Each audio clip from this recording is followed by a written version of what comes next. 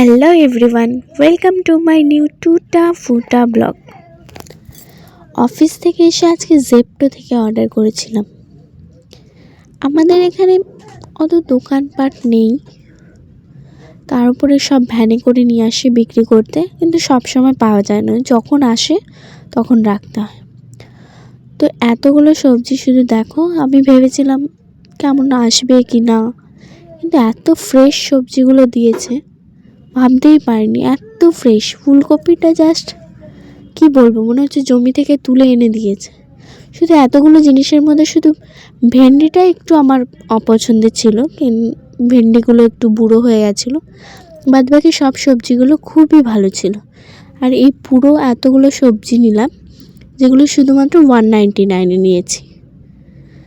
আর ওই সবজি দিয়ে আজকে ভাবলাম একটু ফ্রাইড রাইস বানাবো। আর এদিকে তরকারি হচ্ছে, তরকারি আর ফ্রাইড রাইস বানিয়েছি। এই যে বাড়ির দুজন অতিথি চলে এসছে, গন্ধ পেয়েই চলে এসছে দুজন অতিথি।